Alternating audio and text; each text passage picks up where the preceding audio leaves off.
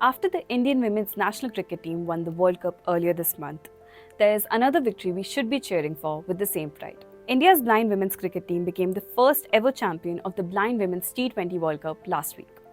But to truly celebrate this win, you have to understand how different their journey has been from mainstream cricket.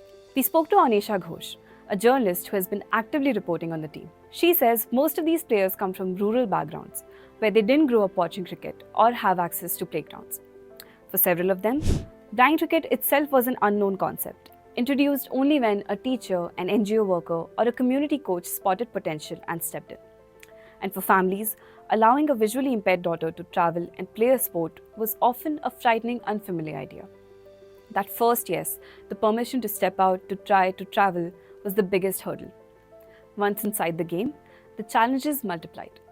Players had to learn new languages, understand strategies, and build constant communication and trust with one another. As for the sport itself, blind cricket reshapes the game to be played through sound and spatial awareness. The ball is made of hard plastic, with metal bearings inside it that jingle. Bowling is underarm along the ground so players can track it. And the teams are made up of 3 vision categories. B1, which is usually for the fully blind, B2 and B3 for the partially sighted. Unlike mainstream cricket ecosystems that have evolved over decades, India's women's blind cricket program is still very new. It is backed by the Cricket Association for the Blind in India, or CABI, which is supported by NGOs like Samarthanam Trust for the Disabled. The systemic scouting for women only began in 2019, and the first international match came as recently as 2023. In other words, this team has had barely a few years to build itself. CABI chairperson Mahantesh explained to us that before the players enter the CABI system, training opportunities are extremely limited. This is a major challenge, given that most of the players come from low financial backgrounds.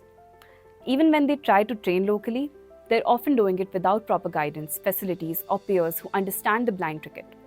So reaching CABI is usually the first time they experience organized support. And that's what makes the conversation around financial support impossible to ignore.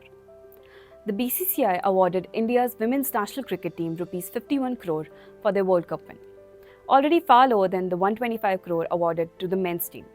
But for the blind women's team, the board has yet to announce any prize money or compensation. So this victory is more than just a trophy.